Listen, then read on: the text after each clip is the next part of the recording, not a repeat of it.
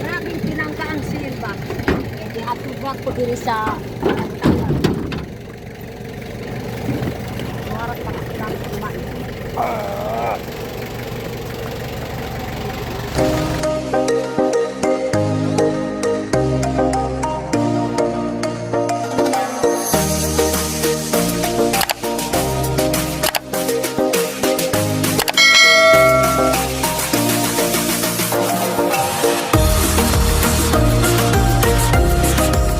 Mga kababayan, good morning sa inyong lahat. Kumusta na kayo dyan?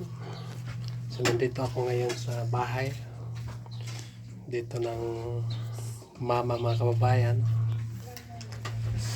Pero yung mama ko ay wala dito.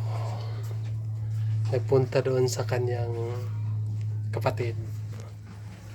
So meron akong bisita dito, mga kababayan. Hindi ko nakalain nga may bisita nga dumarating ngayon. So ipakita ko sa inyo ang ating bisita ngayon, mga kababayan. Ito yung bisita ay hindi ito basta-basta. So ayun. So nandito si Nanay Lorna. So nandito sila, mga kababayan. So dahil pananghalian ngayon, so kakain muna si Nanay Lorna, mga kababayan. So nandito din yung kanyang asawa. So galing sila doon sa sa baba. Hindi kumpuon. Adat kamang sa Oo. Galing sila doon sa kanilang bukid. Doon sa Uma. So kapag pumunta sila sa Uma nila, dito sila dumaan sa amin papunta doon sa bukid nila. So daw sila sanggi ng mais. Ay sanggi, nagbilad ng mais, mga kababayan. Kumain muna sila Nanay Lorna, mga kababayan. At yung ulam namin ay pangpahaba ng buhay. Ano yan? Bihon, mga kababayan. Pangpataas daw yan sa buhay.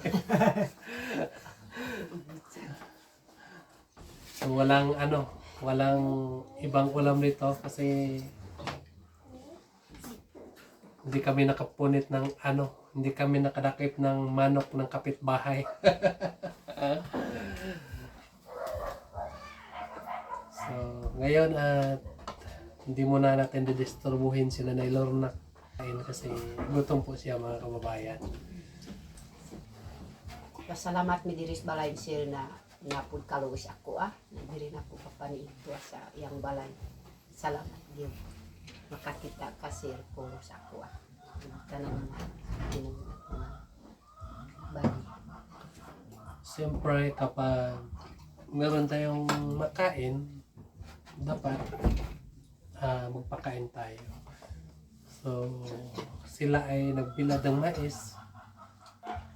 Anong gusto mo nga dadalhin mo maya pag magkarga tayo ng mais? Yung bao-bao o yung bunggo? Kana lang sa kuan bunggo kay bisag.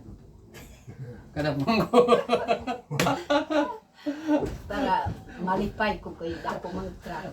Kanang bunggo para kanang bunggo para tawag dyan. Yung bunggo lang daw ang ipadala ni Nanay Lorna kapag magbinta ng mais.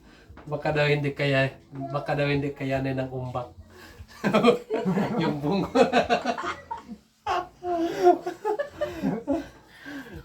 Abangan nyo na lang, mga kababayan, ang pagbinta namin ng mais. So dito muna kami ngayon. So kain kayo ng kain dyan. Tubig. Ayan, tubig. Bonggo!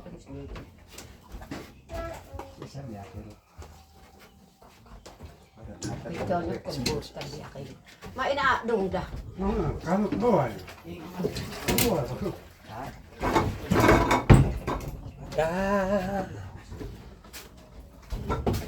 Ito yung tubig natin. Bayat-bayat ang baso.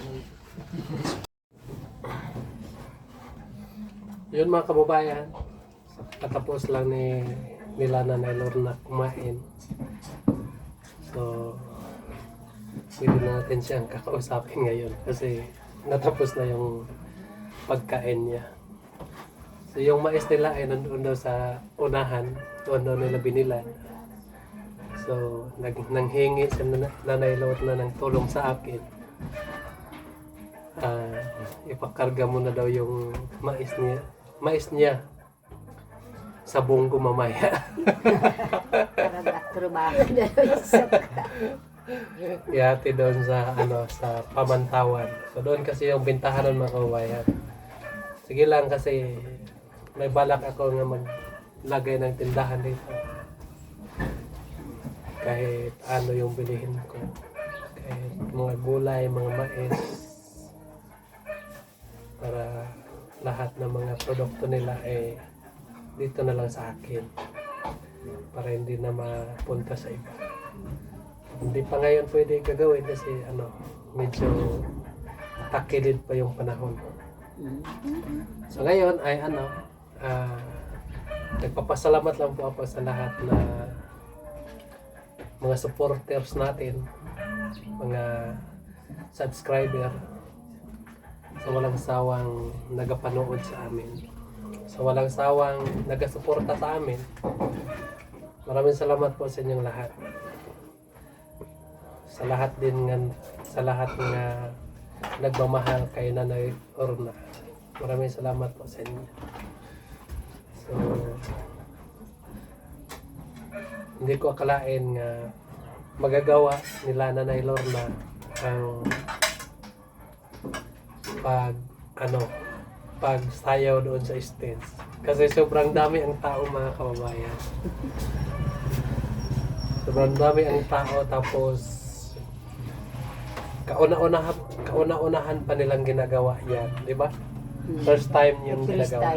First time na dunga ko sa tungod po kami sir. Pasalamat ko sa Ginoo sir po na walang sawa.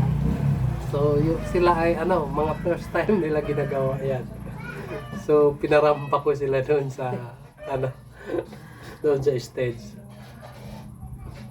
Pagkatapos ay yung mga judges natin ay mga maestra dito sa Malambon, no? Thank you po sa atong maestra. Kahit malamig yung panahon, kahit may bagyo, pero nandyan pa rin sila. Laging handang tumulong sa ating sityo. Maraming salamat po sa inyo. So ngayon ay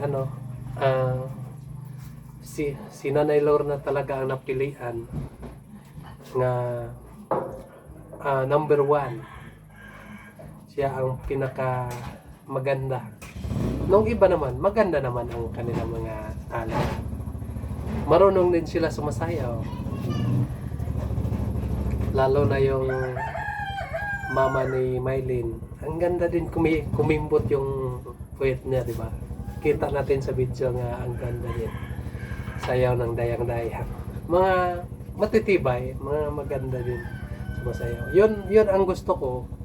Yun ang gusto ko nga yung para mapalabas ko ang kanilang mga tinatago ng mga talent. Yun ang gusto kong ukitin. Yun ang gusto kong ba? Para mapalabas ang mga talent nila. Tingnan mo, nung una, akala natin hindi sila marunong sumasayaw. Pero sa dihang nakikita na natin, so nakapawaw na lang tayo nga meron pala silang tinatago ng mga talent nila. So ngayon ay si Nanay Lorna talaga yung nila, yung una nila. So alam mo, sa sunod na naman nga taon ay siguro lang tayo. Sa sunod ay gusto ko kayo ng lahat. Hindi na, wala nang pili-pili ito. Pero gusto ko nga kunin ko kayo.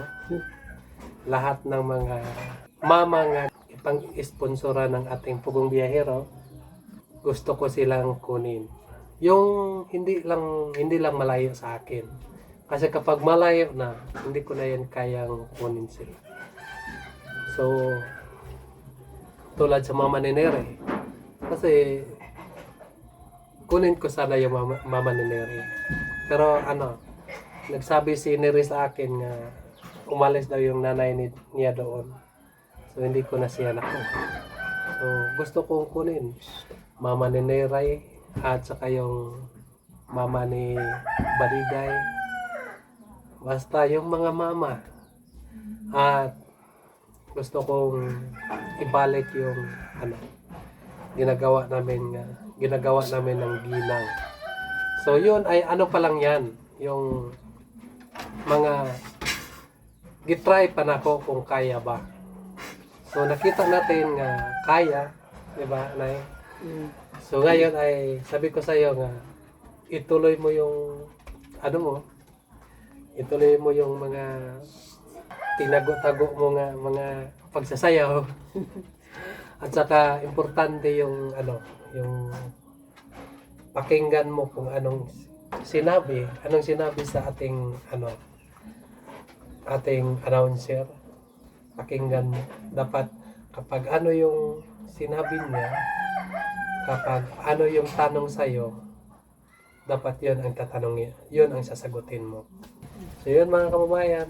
So awangan nyo na lang ang susunod namin mga gawain ngayon kasi maghipos muna kami ng mais. So ibenta namin doon sa Pamantawan. Isang bunggo yan. Isang bunggo.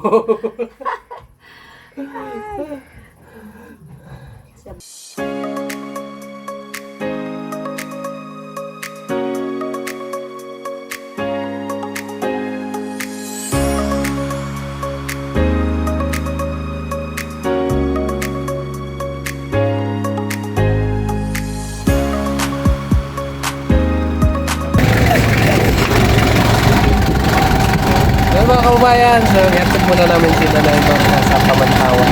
Nandito yung kanyang mais mga kababayan. Isang sako. Ito lang yung mais niya mga kababayan. Punta namin siya doon sa Pamantawan. Let's go!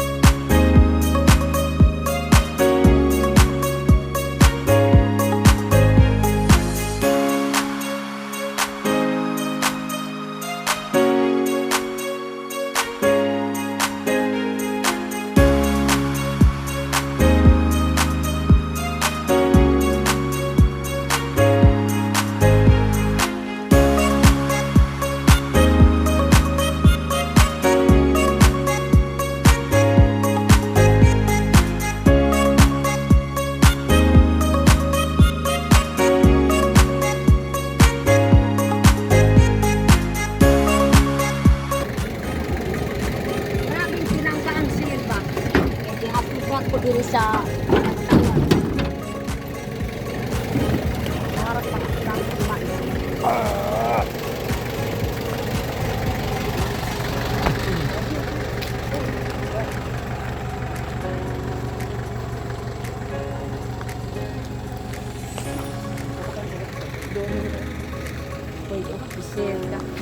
grabe din tinanggap ko po bisir tiking Bombay. Salamat pag-sir. No, okay, ikaw kayo eh. Hindi ako eh. Kahit pa doon. Kaya eh. Mag-gandiarot ko. Iya. Tawag ka. Ayun mga kababayan. So, ano na sila na yung natin na may tindahan. So, papaalam na po ako sa kanya. Sunod ay punta po doon sa kanyang bukirin. So, parang yun na lang sa sunod mga kababayan. Yan lang at maraming salamat sa inyo lahat kung walang sawa nagasubaybay sa aking YouTube. Thank you sa inyong pagsuporta sa akin. lang. Maraming salamat po. Mag-ingat ka dyan palagi.